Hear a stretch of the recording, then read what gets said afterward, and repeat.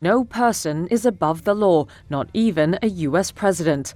That's what Special Counsel Jack Smith is arguing in a brief to the U.S. Supreme Court, urging the justices to reject Donald Trump's bid for immunity from prosecution on charges of plotting to overturn his 2020 election loss.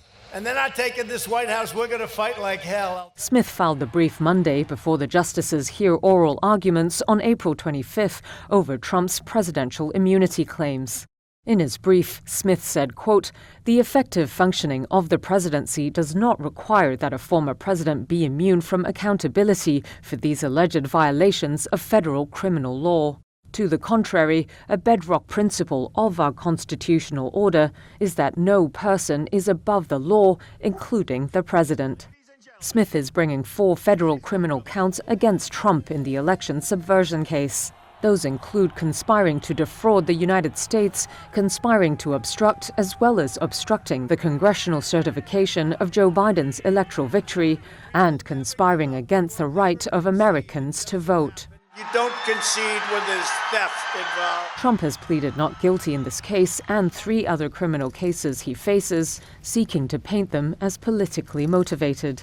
He's the first former president to be criminally prosecuted, and he's argued for the importance of presidential immunity, saying, quote, "The threat of future prosecution and imprisonment would become a political cudgel to influence the most sensitive and controversial presidential decisions."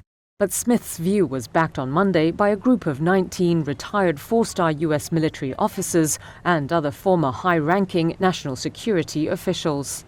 They filed a supporting brief calling Trump's immunity claim contrary to the foundational principles of our democracy. They also warned that if his theory is not rejected, quote, "we risk jeopardizing America's standing as a guardian of democracy in the world and further feeding the spread of authoritarianism, thereby threatening the national security of the United States and democracies around the world."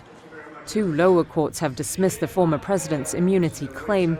The Supreme Court's decision to hear arguments on his bid postponed his election subversion trial, giving Trump a boost as he tries to delay prosecutions while running for a return to the White House.